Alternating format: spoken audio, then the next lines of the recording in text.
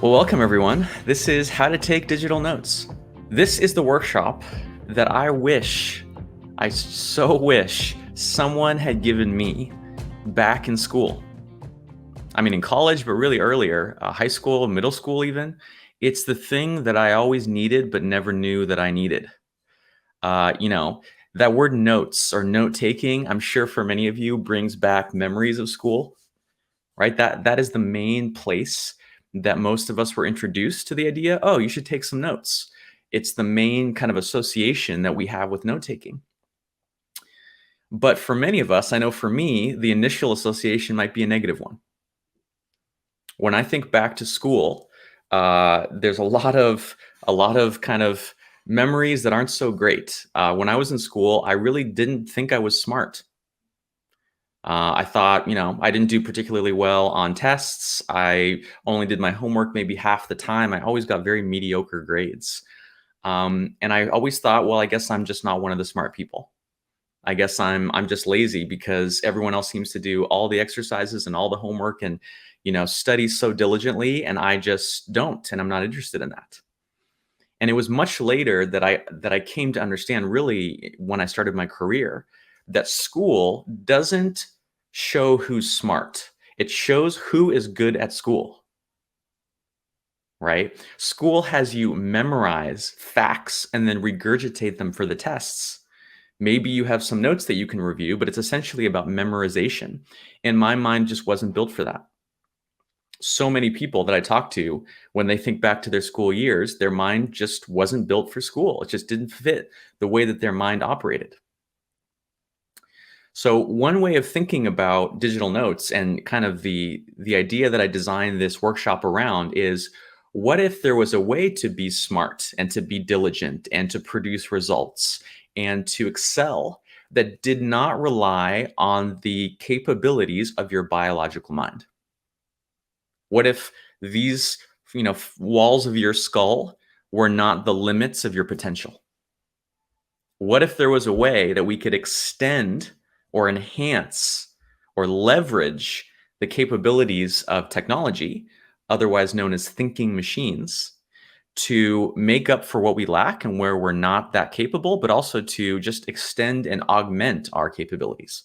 That's what I mean by digital notes. It's something way beyond a notepad on your desk, as useful as that is. I'm talking about a lifelong system of knowledge management, which is the academic field that we're drawing from, personal knowledge management. And that's what I want to share with you today. Everything you're going to be seeing here today is excerpted from an online course that I teach called Building a Second Brain. I started it off just over 4 years ago as an experiment, as a little, workshop for just some of my acquaintances and friends.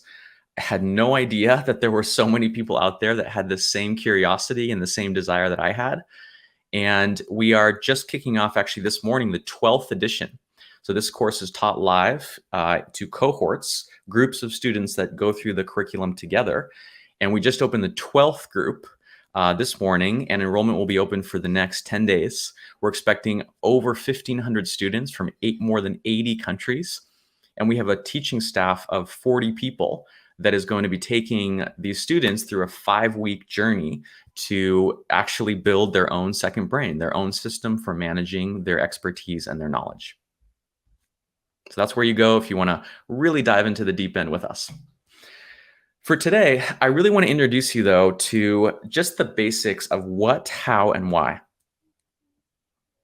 Okay, so by the time you leave this hour, you'll understand what you should be saving in your notes. What is worth saving?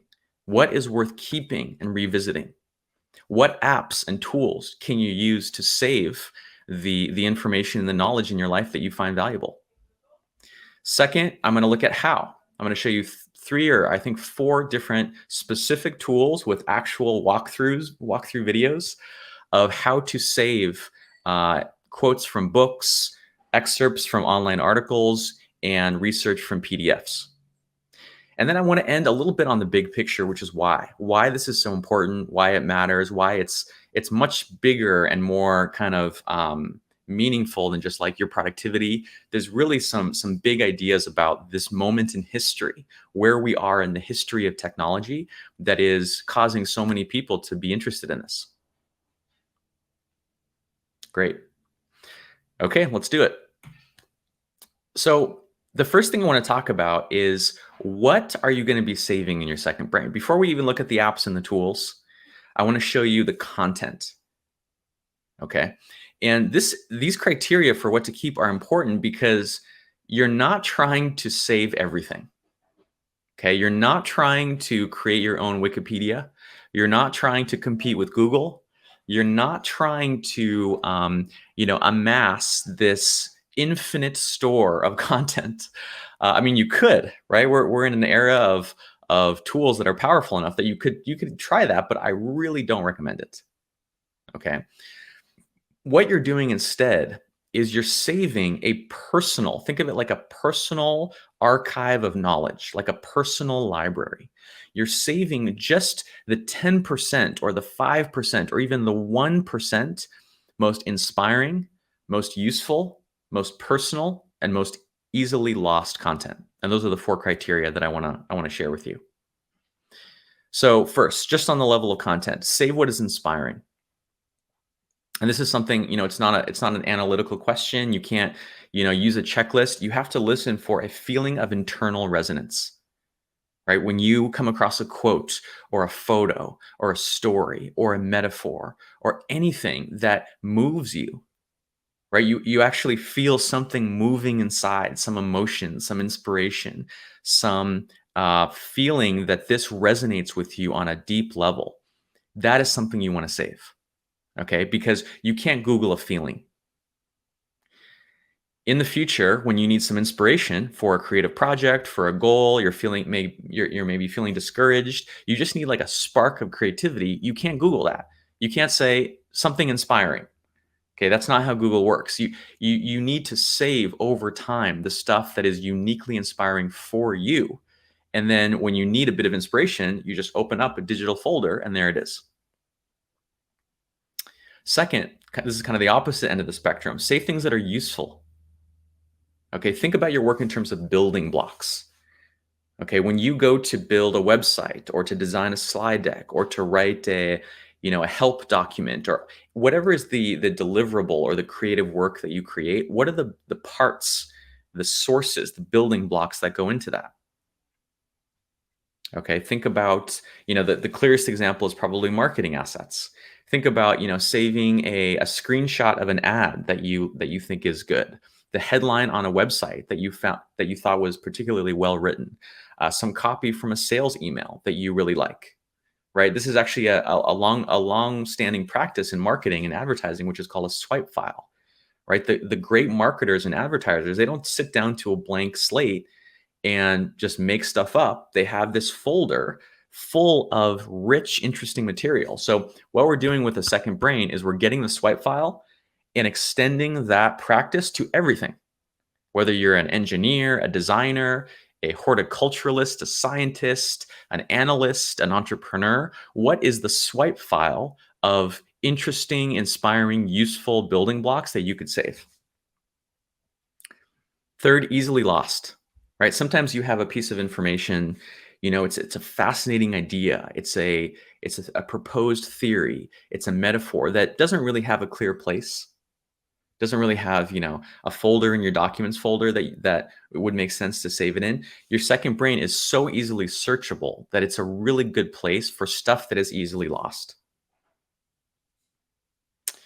And finally, things that are personal. Think about knowledge that is not available to the public, right? That's the funny thing about Google. Everything on Google is also available to everyone else. And so there's no advantage to knowing it. There's nothing you can do uniquely with that information because everyone else in the world also has access to it. Think about the lessons learned from your successes and failures.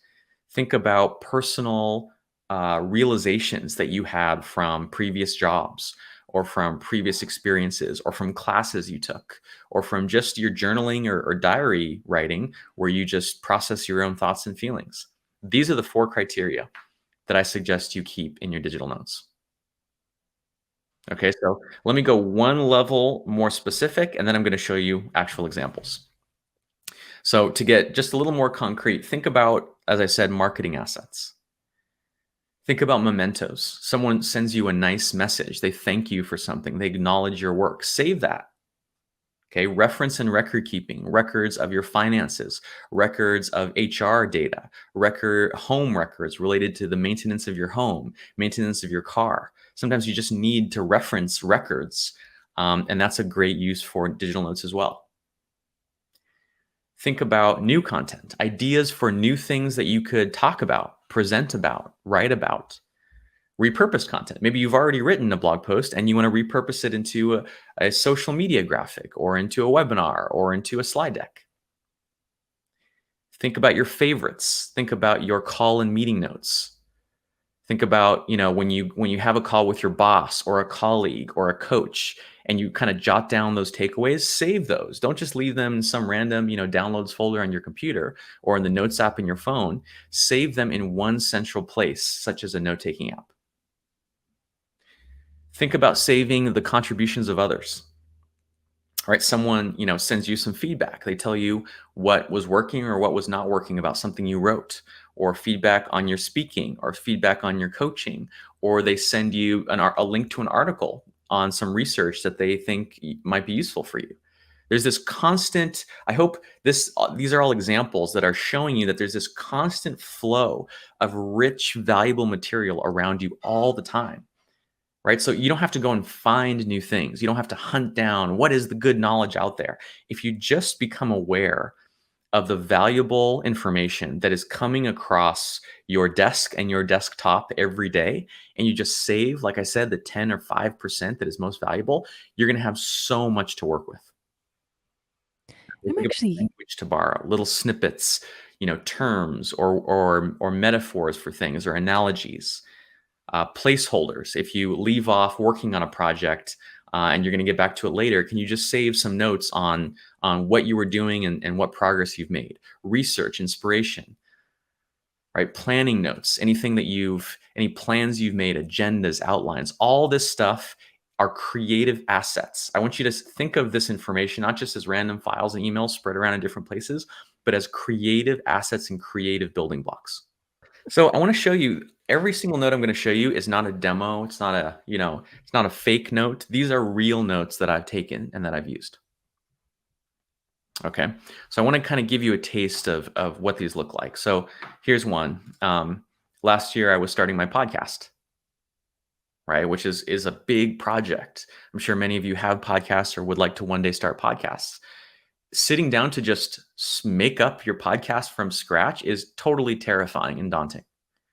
Right? That's crazy. You shouldn't start from scratch. People have been down this path before. So what I did is I actually took an online course, this Power Up Podcasting, which is on Teachable, by Pat Flynn, who is a thought leader that I follow. And these were my notes, right? You can see it's not extensive. It's like one page, less than one page, with some tips that he provides in his course. Don't use gradients. Use the same colors as your logo.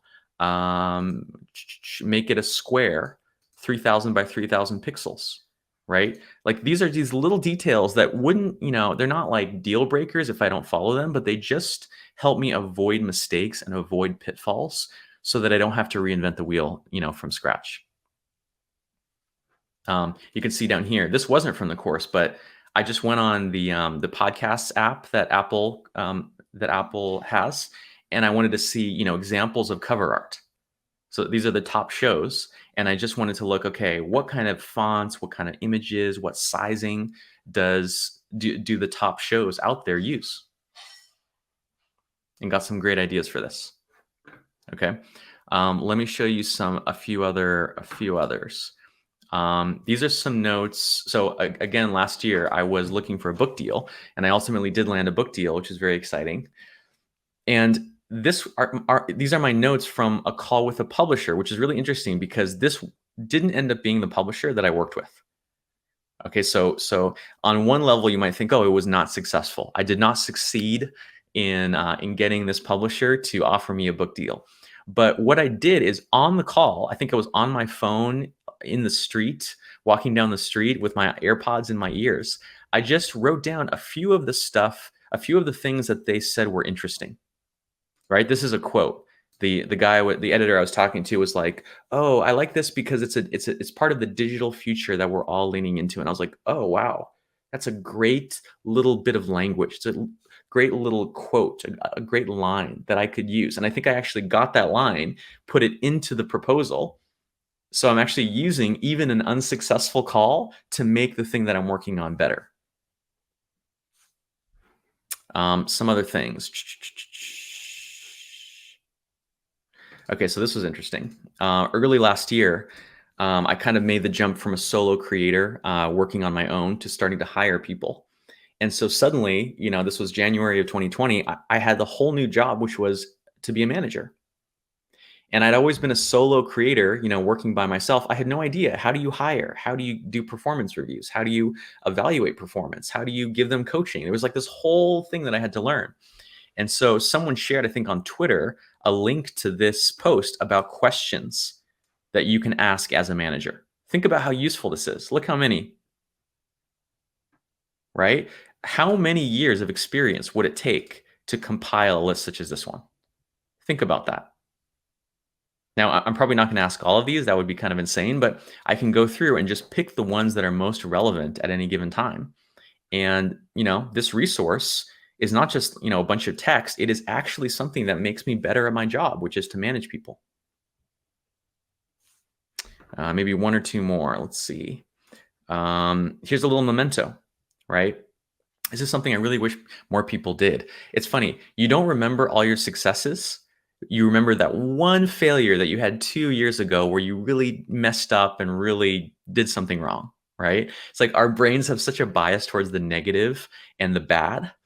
And so this is something I like to do, which is anytime I have any kind of success, I mean, something as small as someone DMs me on social media and says something nice. In this case, it was a bit better. My ebook was #1 in the free category for time management, which is just a cool thing. Like such a nice little victory, such a nice little milestone. Of course, a few hours later, it was no longer #1. But while it was, I just took a quick screenshot. And now anytime I kind of need some encouragement or some motivation, I have like this little evidence that, I've done good work and I'm doing good work and I can make it through. And let's just choose one more. This is good. I was trying to come up with a subtitle for my book, and all sorts of people, my agent, my editor, random people on social media were telling me ideas. And I couldn't decide. There were too many options. And so I just saved them all to this note. And when the time comes to really make a decision, I'll have kind of a compendium of some of my best ideas. So what does this look like in terms of capturing? There's 3 of the most, I'd say, frequently used examples that I want to show you. Okay. And here's the thing is there's a real pitfall in this process of building a second brain that you try to save everything. You try to save all the information from all the sources perfectly. And if you try to do that, you will immediately grind to a halt and make no progress whatsoever. Okay. So I want to show you these 3 examples because if you did nothing but save the best highlights from ebooks, excerpts and quotes from online articles, and parts of web pages, excerpts from web pages, you would be ahead of 99.5% of people. Okay, this is such low-hanging fruit, right? Like think about what the average person does in terms of, curating their own information. It is nothing, absolutely nothing. So if you just do something, have 2 or 3 kinds of information that you get started with, you are light years ahead of everyone else. Okay. So these are kind of the 3 ways that I got started. When I first started taking digital notes, I didn't think about anything like knowledge management, a second brain, cognitive enhancement, none of this stuff. All I wanted to do was save some quotes from ebooks, online articles, and web pages. So that's where I want to kind of get you started. Okay. So let's start with ebooks. Okay. This works, or this example I'm going to show you is for the Kindle, both the Kindle hardware device, like the actual Kindle, but also what I actually use is the Kindle app, which is a free app on the iPad. Okay, it works equally well with both. But think about if you are someone who reads books, think about what an incredible investment that is. Okay, you're already spending, 5 to 10 hours to read a book. It's an incredible cognitive commitment, right? Putting aside all the other stuff you have to do, all the other distractions to read a book. Oops. It's such a big investment. So, what you can do with highlights is, and this is going to show on the screen, is if you just put your finger down and drag it across some text that you find inspiring, useful, you think might be easily lost or is personal, it will show you every single highlight that you've made in one single list. If you then hit share and export those notes, you can actually, with a few taps or a few clicks, export not the entire book, which you wouldn't want anyway, but only the parts that you highlighted. Okay, so it's basically you're spending 99% of the time already reading the book. Why not spend an extra 1% just to save these highlights to your digital notes where they become searchable? They become something that you can annotate, you can bold and underline, you can add your own commentary, and ultimately, if you want to, you can share. Okay, this is really, if you read books, this is really where I would start. This is a built-in feature with Kindle. Okay, maybe you don't read books. I mean, books are a big deal. We just had our first kid in October, and I have to say my book reading has plummeted because it's rare for me to get even, an hour or two in my day that's not interrupted by, naps or feeding or diapers or something like that. So I totally 100% get it. But think about, you see on Facebook or Twitter or recommended to you in an email newsletter, an interesting article. Okay. So what you could do is use what's called a read later app. Okay. So let's say someone sent you this article on externalities and you kind of browse through it and you say, oh my gosh, this looks fascinating, but I do not have time for this. If you just hit the share button, you can save it to an app called Instapaper. Instapaper. Okay. Which then becomes basically your reading list, becomes like a personalized magazine with all the stuff that you said you want to read. So later on in the evening, on the weekend, when you have more time, when you open up this article, it opens in this very kind of simple, aesthetically pleasing, easy to read format in black and white. And then it's the exact same process as for ebooks. You add highlights of the parts that you find interesting, inspiring, unique, counterintuitive. Those highlights can be automatically synced to a digital notes app such as Evernote. You can see them right there. You don't have to export, you don't have to share, they just appear within a few seconds. Okay. Now, this one requires a bit of a hack. Okay. So there's a service called IFTTT, which stands for if this then that. And if you go to ifttt.com and do a search in the search bar for that, what's called I think it's called a recipe inside that blue box in the middle of the screen. It's called append Instapaper highlights to Evernote. Just search for that. What you'll do is you'll sign into Instapaper, sign into Evernote, and it creates kind of like an integration. It creates like a connection between two apps that normally don't work together. So in this case, it's completely free, by the way. You don't have to pay for anything. Any highlight that you make in Instapaper automatically gets sent to Evernote. And you can use other apps as well. Another alternative to Instapaper is Pocket. Pocket is another what's called a read later app. And then, of course, there's alternatives to Evernote, such as Notion, Roam, OneNote, etc. Okay. So third example is web pages. Often you're on a sales page or an FAQ page or a pricing page or maybe even an article, and you don't really want to go through those steps of saving it to Instapaper and then going back to it later. There's a Chrome extension, a free Chrome extension called Liner. Okay, Liner. I believe it's getliner.com, that adds this little button right there to your Chrome toolbar, which if you click it, it turns your cursor into a highlighter. Okay, so now anything that you select gets highlighted right there on the page. You don't have to move it anywhere. You don't have to copy paste it. Then if you hit share, as you can see there, you can export only the highlights, only the parts that you said you want to keep directly to your digital notes app. And you can see it saves the name of the web page, it saves the date, the author, and saves the original link in case you want to find the original source. Okay. And like I said before, now that it's kind of within your world, within your control, you can add your own annotations, you can add your own commentary, you can bold the parts that are most relevant, and then share it. Right? Share it with a colleague, share it with a client, share it with a, someone, a friend that you think might find this excerpt valuable. And then I think I'm going to skip that one actually. Okay. Oops. So I've shown you a few different options, but there's a way to sort of automate all this, right? If you're willing to spend, I think there's a plan for like $5 a month and another one for 8 or 10 a month. I don't get any compensation for referring you to Readwise, but Readwise is a really excellent service that you can subscribe to that basically does everything I just showed you automatically. So when you make a highlight in an ebook or in an article, it will automatically appear in your notes, and you don't need to set up any of those little integrations. But think about what are called capture apps or capture tools. Okay, they're all over the place, and many of them you're probably already using. Okay, let's go from left to right. If you like taking voice memos, right? You're walking on the street or you're driving in the car and you kind of want to just speak out loud, you can use an app called Otter, which is that blue one on the left. Have a transcription generated of everything that you say. But the key is that last step of hitting share and send to your notes app. If you use a Relator app, which is that big I, again, take the time to set up that little integration and save those highlights.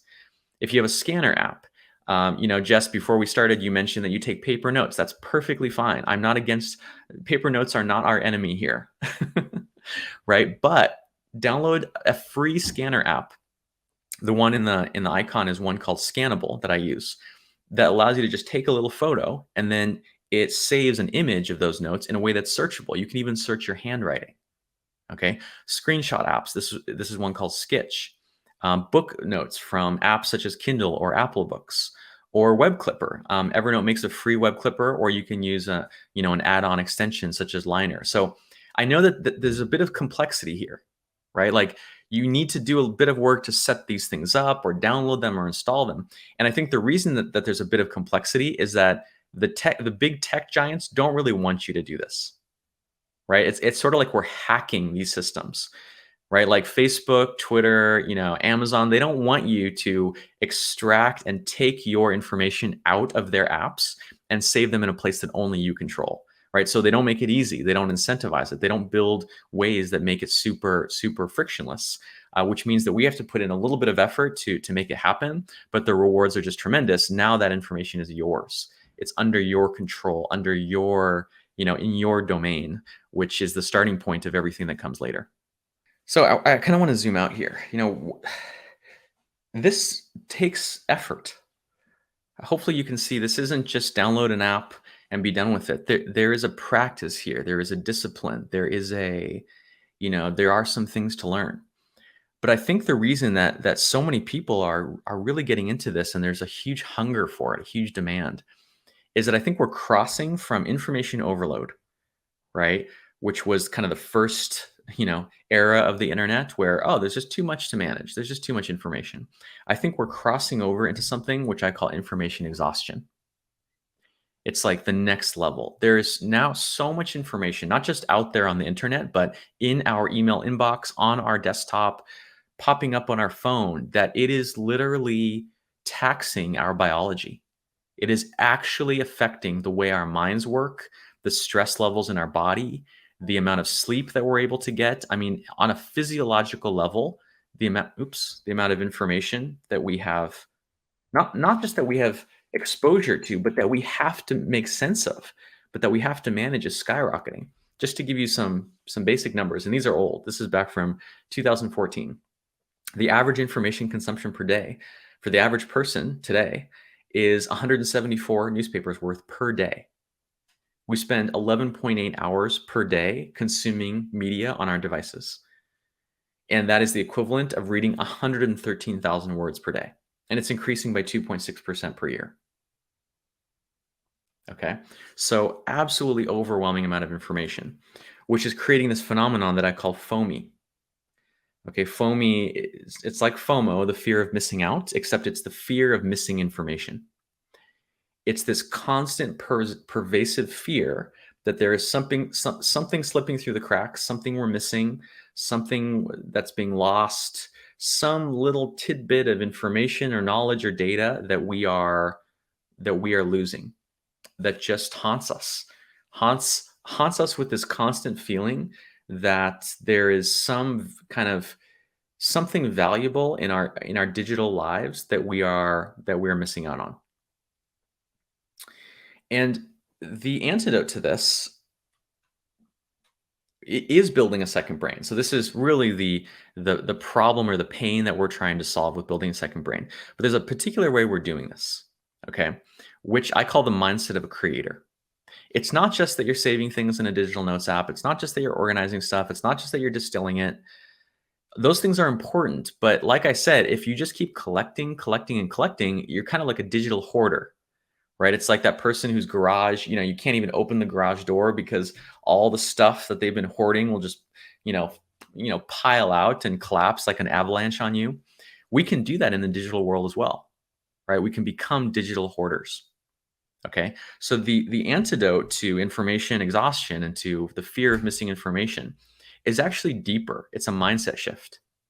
It's a mindset shift to become not just a consumer of information, but a curator. I'm sorry, a creator, from consumer to creator. Okay. And this is the fourth letter of code, which is E. It's actually the most important. Okay. If you only collect information and never do anything with it, never express it, never share it, it actually just becomes this kind of like internal burden that just stresses you out even further. So, we talk about things like the creator economy, you might have heard of, the creator movement. It's this big, trend that's happening now of people going and creating online courses and their own podcasts and their own paid newsletters. I mean, Teachable is a big part of that. I'm a big advocate of this. But what I think people are really missing is that relatively few people will become like a professional full-time creator, right? Relatively few people will make a full-time living, teaching an online course or whatever. But that doesn't mean all of us can't be creators.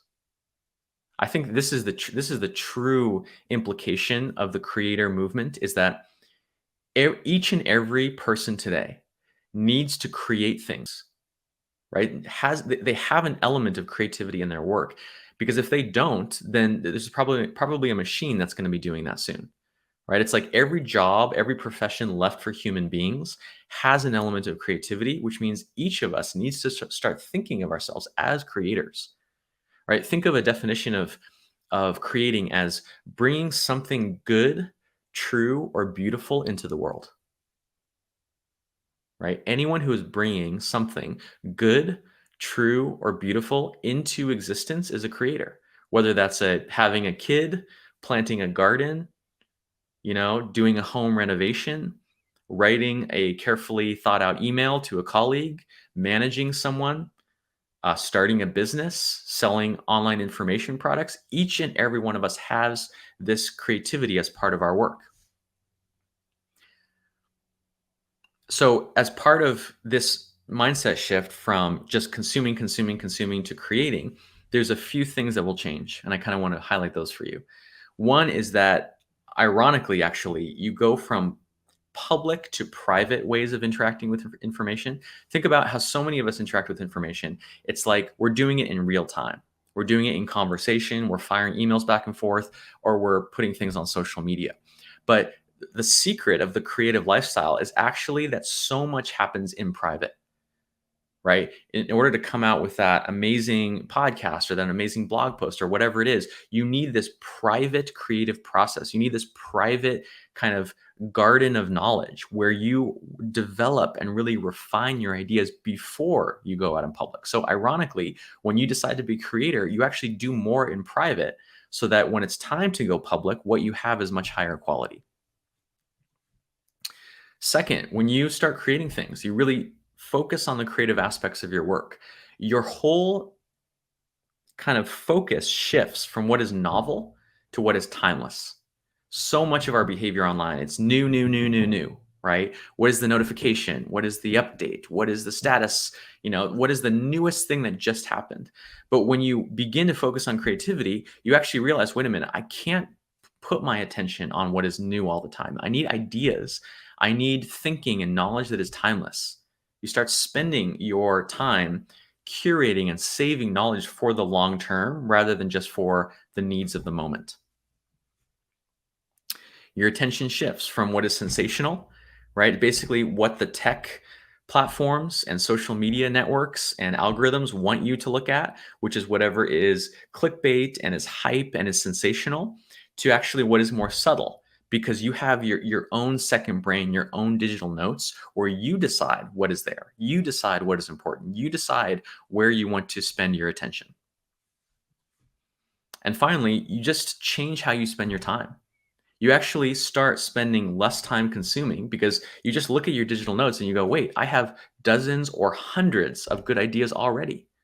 What's the point of consuming yet another PDF, yet another how-to guide, yet another, whatever it is? Let me actually put to use the knowledge that I already have. With digital notes and a second brain, you actually are confronted, you actually see tangibly all the knowledge and expertise that you already have. And when you see it in front of you, you can't help but want to do something with it.